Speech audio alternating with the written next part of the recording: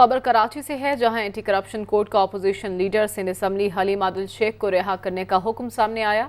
Anti corruption court का हलीम आदिल शेख का नाम मुकदमे से भी खारिज करने का हुक्म सामने आया है। लियाकत राना हमारे साथ मौजूद हैं। लियाकत, किन ग्राउंड्स पर यह हुक्म जारी किया गया?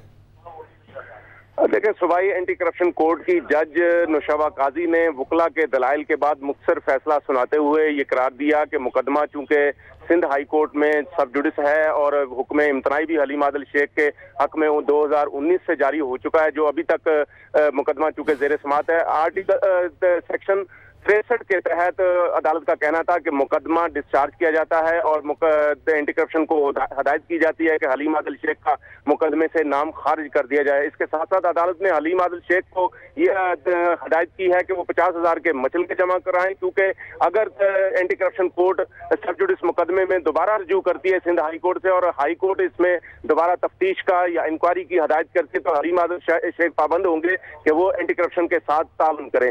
हलीम आदिल शेख को गुज़िश्ता रोज जामशोरों से उस वक्त गिरफ्तार किया जब वो अपने बयान के लिए वहां जामशोरों एंटी करप्शन के सामने पेश हुए थे। वापस आते हुए उन्हें गिरफ्तार कर लिया गया और उन्हें बताया गया कि उनके खिलाफ 1987 का एक मुकदमा है, जिसमें उन्होंने जो पोल्ट्री फार्म की मद में ली गई जमीन की जाली एंट्री करवाकर 1991 में 49,16,000 जो रुपए हैं वो जरी तरक्याती बैंक से जाली एंट्रियों के जरिए लोन हासिल किया। इस मुकदमे में वकला का कहना था, जो हलीम आदिल शेख के वकील थे मलिक अल्ताफ, उनका कहना था सिंध हाई कोर्ट हुक्म इम्तनाई जारी कर चुकी है, इसलिए इनको हाई कोर्ट से रजू करना चाहिए और इसी बेस पर फिर ये मुकदमा भी खारिज कर दिया गया है। बहुत शुक्रिया लियाकत राना आपका।